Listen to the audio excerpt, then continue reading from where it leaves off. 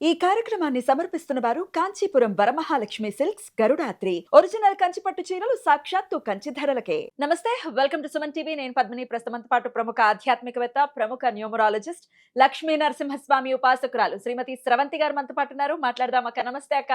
నమస్తే పద్మిని. ఎలా ఉన్నారు? బాగున్నాను. చక్కగా ఉన్నాయి గాజులు. Thank you. అందరికీ థ్యాంక్స్. అందరు ఎంతమంది కమెంట్స్ పెట్టారు. మీకు కూడా thank you. My pleasure. Comments చూసారా మన వాళ్ళు పెట్టినవి? అవునవును, వింటాను. చాలా సంతోషంగా ఉంది. థ్యాంక్స్ ఫర్ కమింగ్ బ్యాక్ అని, మీకు మేము ఉన్నామని. చాలా మంది అంత ప్రేమని వాళ్ళ మనసులో దాచుకున్నారు, చూపిస్తున్నారు మన మీద. అంటే చాలా సంతోషంగా అనిపించింది. అట్లాగే మీ ఇద్దరు కాంబినేషన్ చాలా బాగుంటుందండి అని చెప్పారు కదా, అది కూడా చాలా సంతోషంగా అనిపించింది నాకు. Thank you. నేను ఏదైతే అనుకున్నానో అది 100కి 100 పాళ్ళు జరిగింది మన విషయంలోనే. మీరు అంటుంటారు కదా, యూనివర్స్ ని అడిగితే ఖచ్చితంగా వింటుంది అని చెప్పి. మీరు చెప్పటం కంటే ముందు నాకు తెలియదు, అంటే ఈ యాంగిల్ తెలియదు. సో డెఫినెట్ గా మేనిఫెస్టేషన్స్ అనేవి ఉన్నాయి అనేది కూడా తెలియదు. బట్ నేను మేనిఫెస్ట్ చేసేదాన్ని. ఒక్కరు రావాలి ఎవరో, ఒక అందమైన ఒక beautiful person in and out ఉండాలి, చాలా చక్కగా చెప్పాలి. తెలియని అంటే ఇది ఇది ఒక్కటే టాపిక్ కి కన్సాలిడేట్ అవ్వకుండా అన్ని టాపిక్స్ మాట్లాడగలగాలి. ఎవరైనా దొరికితే బాగుండు. Yes, she is here. కృష్ణుడే కలిపాడు. అవునవును. Thank you. చక్కగా ఉన్నారు. నైస్. మంచి గాజులు. పావని గారు బాగున్నాయి గాజులు. మా చెల్లెలు తీసుకొచ్చింది. గుడ్ అక్క. వరుధిని ఏకాదశి వచ్చేస్తోందక్క. చైత్ర బహుళ పక్ష ఏకాదశి రేపు సోమవారం నాడు. ఏకాదశికి మీరు మాట్లాడటం, బోల్డన్ ఏకాదశులు మిస్ అయ్యాం మేము. మరి ఈ కొత్త సంవత్సరంలో బహుళ పక్ష ఏకాదశిని ఎలా వినియోగించుకోవాలి, దీని సిగ్నిఫికెన్స్ ఏంటి, స్విచ్ వర్డ్స్ కూడా చాలా బ్యూటిఫుల్ గా చెప్తూ ఉంటారు. సో ఓవరాల్ గా ఏం చేయాలి ఏకాదశికి? తప్పకుండా చెప్తాను పద్మిని. ఎన్ని ఏకాదశులు మనం మిస్ అయిపోయినా కూడా ఈ ఏకాదశికి స్వామివారు ఇక్కడికి పంపించారు అని అంటే చాలా పవర్ఫుల్ ఏకాదశి అనమాట. అవునా? ఈ టైంకి వచ్చేటప్పటికి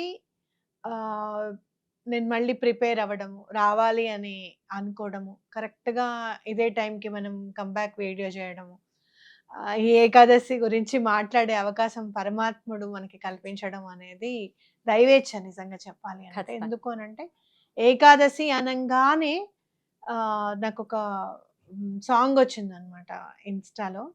అది విన్నప్పుడు నాకు ఎంత సంతోషం అనిపించింది అని అంటే, ముందు అసలు వరుధిని ఏకాదశి గురించి మనం చెప్పుకోవాలి అని అంటే, వరుధిని ఏకాదశి అని అంటే మనం మనకి ఆయుధాలని సమకూర్చడానికి అవకాశం ఉంటుంది అనమాట. ఈ ఏకాదశి నాడు కనుక మనం ఉపవాసం చేస్తే గనక ఎలాంటి ఫలితం వస్తుంది అని అంటే, ఆయుధము అనేది మన చేతిలోకి వచ్చేస్తుంది.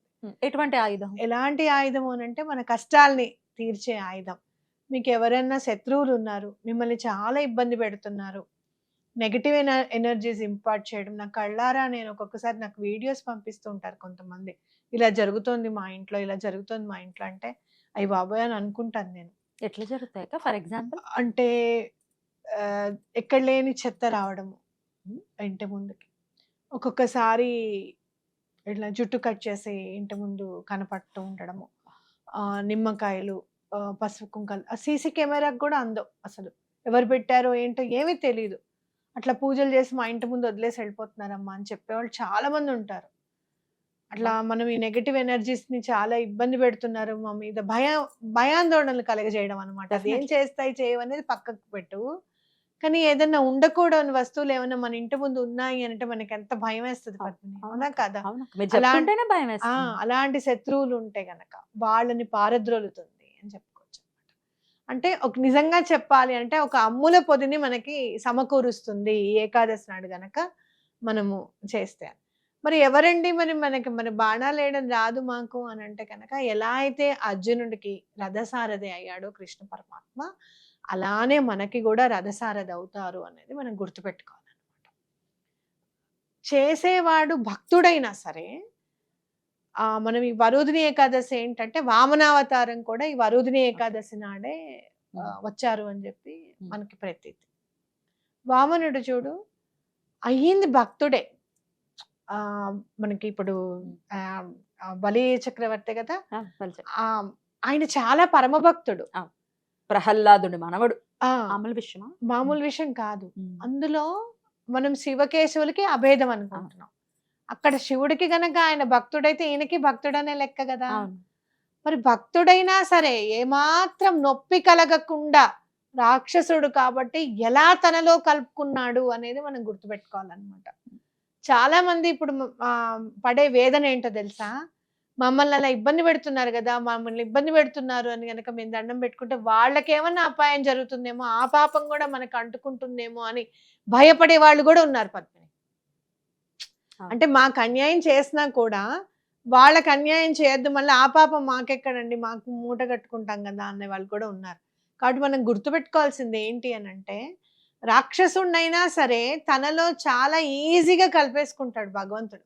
మీరు చూస్తే ఆయన అనుకుంటే కనుక. కాబట్టి ఎలాంటి అమ్ముల పొది వస్తుంది మనకి, ఎలాంటి రక్షణ కలుగుతుంది అని అంటే, ఆయనే రథసారథి, ఆయనే మన కోసం యుద్ధం చేసేంత రక్షణ మనకి కల్పిస్తుంది, భగవంతుని అనుగ్రహం మనం కల్పిస్తుంది ఈ వరోధిని ఏకాదశి నాడు గనక మనం చేస్తే అని చెప్పుకోవచ్చు. ఓకే. మరి ఎలా మనకి ఇంకా ఇంకా మనకి అంటే ఎలా మనం చెయ్యాలి ఉపవాసము మొత్తం రోజంతా అనుకుంటే గనక, ఇంకోటి ధురంధరుడు అనే అతనికి కుష్టు వ్యాధి చాలా ఇబ్బంది పెడుతూ ఉంటే వరోధిని ఏకాదశి నాడు అతను ఆయన దండం పెట్టుకొని స్వామివారికి చక్కగా ఉపవాసం చేసినందుకు ఆయన కుష్టు వ్యాధి కూడా సమూలంగా నాశనం అయిపోయింది అని చెప్పొచ్చు. అంటే ఆది వ్యాధులన్నీ కూడా నిర్మూలన అవుతాయి మనం గనక ఈ ఉపవాసం చేస్తే అని మనం తెలుసుకోవచ్చు. అద్భుతం. మరి ఎలా మనం ఇంకా అంటే ఇంకా ముందుకెళ్ళాలి, ఎలా ఉపవాసం చేయాలి, మరి ఉపవాసం చేయలేకపోతే మన పరిస్థితులు ఏంటి అనేది కూడా మనం చెప్పుకోవచ్చు. షూర్. ఉపవాసం చక్కగా పొద్దున్నే లేచి తలారా స్నానం చేసేసి విష్ణుమూర్తికి తప్పకుండా అంటే గోవింద నామాలు కానివ్వు, లేకపోతే విష్ణు సహస్రనామం కానివ్వు చదువుకొని, విష్ణు సహస్రనామం చదివితే మళ్ళీ లక్ష్మీ అష్టోత్తరం కూడా తప్పకుండా చదువుకోవాలి. అలాగే ఇక్కడ లక్ష్మీ హృదయము, నారాయణ హృదయం చేసుకుంటే చాలా మంచిది అనమాట. మరి ఎలా చదవాలి అంటే, ముందు నారాయణ హృదయం చదివి మళ్ళీ లక్ష్మీ హృదయం చదివి తర్వాత లక్ష్మీ హృదయము, మళ్ళీ నారాయణ హృదయం, లక్ష్మీ హృదయం అలా సంపుటీకరణం చేసుకోవచ్చు. లేదు అంటే నారాయణ హృదయం, లక్ష్మీ హృదయం, నారాయణ హృదయం చేసుకుంటే చాలా మంచిది. మనకి అండాదండ తప్పకుండా వస్తుందని చెప్పుకోవచ్చు. తులసి మాల అనేది తప్పకుండా స్వామివారికి అర్పించాలి ఈరోజు. అలాగే పిండి దీపాలు కూడా మనం అనుకున్నట్టుగా ఎప్పుడు మనం చెప్తాం కదా, 11 పిండి దీపాలు పెట్టుకుంటే చాలా మంచిది. ఓకే. అలాగే స్విచ్ వర్డ్ ని కూడా చెప్తారు చాలా అద్భుతంగా.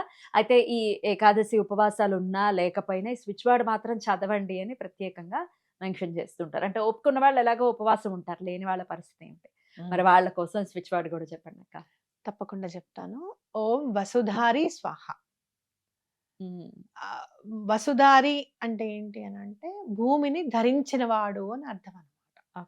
మరి భూమిని ఎవరు ధరించారు అని అంటే, ఒక్క పాదంతో భూమిని మొత్తం ధరింపజేసుకున్నాడు. అయిపోయింది, ఇంకా ప్లేస్ లేదు. ఏది ఇంకొకటి ఎక్కడ పెట్టాలి, కాలు 3 అడుగులు అన్నాం కదా, ఏది అని అడిగాడు ఆయన అనమాట. కాబట్టి ఆయన వామనుడు అని అంటే నాకు ఇంకా మీరు చూస్తే కనుక చాలా ముద్దుగా ఉంటాడు, అవునా కదా? కాబట్టి ఆ వసుధారి స్వాహ అని అనుకుంటే చాలా మంచిది.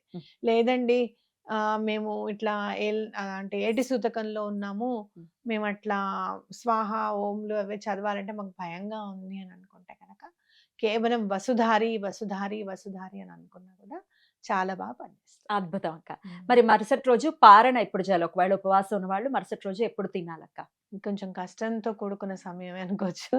8:31 లోపల తినేసేయాలన్నమాట పారణ. అంటే పొద్దున కనీసం మినిమం 5ంటికి లేస్తే కానీ ఇల్లు వాకిళ్ళన్నీ ఊడ్చి తుడుచుకొని నీట్ చేసుకొని మళ్ళీ దేవుడి రూమ్లో కాస్త దీపం పెట్టి మనం వండింది నైవేద్యం పెట్టి ఎవరికైనా కాస్త ఇంత చేస్తున్నాం కాబట్టి, ఇంత మంచి ఏకాదశి కాబట్టి ఖచ్చితంగా ఎవరికో ఒకళ్ళకి అన్నదానం చేస్తే చాలా మంచిది.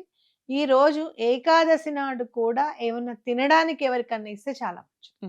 పళ్ళు, పాలు ఎవరికన్నా ఇవ్వండి. ఎవరు లేరండి అంటే పాల ప్యాకెట్ కొని కనీసం పని వాళ్ళకన్నా ఇచ్చి పంపించండి.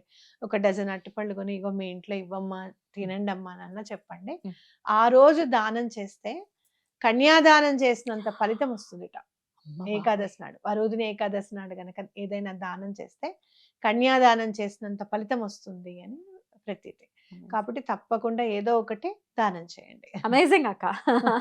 ఇంకింతకన్నా ఏం కావాలి, అంత ఫలితం వస్తోంది అని అంటే చాలా తరుణోపాయాలను ఇచ్చేసింది మన శాస్త్రం. చిన్న దాంతో అంత పెద్ద ఫలితం వచ్చేలాగా. ఇంత పెద్ద తాటికాయ అంత తాళం కప్పైనా చిన్న చిన్న చెవితో ఓపెన్ అయినట్టు. అవునవును. నిజమే అది. ఎందుకంటే మన మనస్సు నువ్వు ఎప్పుడన్నా చూడు, కీ ఓపెన్ చేయాలి అంటే చాలా కాన్సంట్రేటెడ్‌గా దాంట్లో పెట్టడం.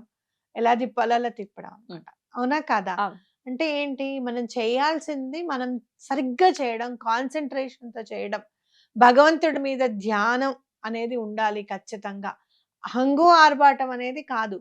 నిజంగా మీరు ఒక 108 పూలతో పూజ చేసినా, ప్రతి పువ్వు ఆయనకి సమర్పిస్తున్నాము. ఆయన పాదాలకే చెందాలి అని చెప్పి, ఆయనకి మనస్ఫూర్తిగా సమర్పిస్తే గనక, తప్పకుండా ఆయన కరుణ అనుగ్రహం అనేది మనకి లభిస్తుంది అని చెప్పుకోవచ్చు. అద్భుతం అక్క. చాలా చక్కగా తెలియజేశారు. ఖచ్చితంగా వరూధిని ఏకాదశిని మన వాళ్ళందరూ ఇంకోటి వినియోగించుకోవాలని. మేనిఫెస్టేషన్ ఆ! గురించి కూడా హ్మ్. ఎలా మేనిఫెస్టేషన్ అవుతుంది? హ్మ్. అసలు స్వామివారికి చేస్తే మనం అనుకున్న పనులు ఎలా అవుతాయి? హ్మ్. దానికి నిజమైన తార్కాణం ఏంటి అనేది కూడా మనం ఇంకో నెక్స్ట్ వీడియోలో వీడియోలో మాట చెప్పుకుందాం. తప్పకుండా. అసలు స్వామివారిది చెప్తే పాటొచ్చిందని చెప్పాను కదా! అందులో ఆ పాట అర్థం ఏంటి అనంటే, "ఏంటయ్యా వెన్న వెన్న తిన్న నోటితోనే మన్ను గూడా తిన్నావు. వెన్న తింటున్నావు, దొంగిలించి తింటున్నావు అని చెప్పి ఊరుకుంటే, మన్ను గూడా తింటావా నువ్వు?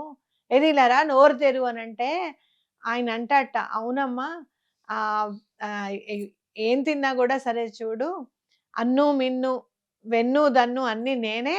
కావాలంటే చూసుకో, సమస్త భూమండలం నా నోట్లోనే ఉంది. కావాలంటే చూసుకో" అని ఓపెన్ భూమే చేశారు. నా నోట్లో ఉంటే ఇంక నేను మన్ను తినేదేంటమ్మా? మొత్తం మన్నే గదా! చూసుకో కావాలంటే అని చెప్పి చూపిచ్చాడట. అలా చీరల్ని దొంగిలించిన వాడే మళ్ళీ ద్రౌపది దేవికి చీరనిచ్చి రక్షించాడట. కాబట్టి అసలు ఎప్పుడు, ఎందుకు, ఎలా, ఏం చేస్తావు అనేది నీకే తెలియాలి. లీల అనేదేమన్నా ఉంటే అది కృష్ణ పరమాత్ముడికి సొంతం అన్నమాట. అవును. కొన్ని మాటలు ఆ! ప్రేమ ఆయన సొంతం. స్నేహం ఆయన సొంతం. లీలలు ఆయన సొంతం. అల్లరి ఆయన అభయం ఆయన సొంతం. సొంతం. అభయం ఆయన సొంతం. అంతటి వాడు సారదవ్వడానికి గూడా వెనకాడలేదు అనంటే నిజంగా ఆయన గురించి తెలుసుకుంటే అంతకంటే ఇంకేం కావాలి? ఏమి పరమాత్మ అసలు నిజంగా. నిజంగా ఆయన గురించి తెలుసుకోవటం అదృష్టం, అవును. సుకృతం ఈ ధర్మంలో పుట్టటం. జన్మలుంటాయి. ఎన్ని జన్మలెత్తినా ఆయన గురించి తెలుసుకునే జన్మలోనే ఉండాలని ఆశీర్వదించండి. అవును. తప్పకుండా. Thank you so very much అక్క. నమస్తే. నమస్తే.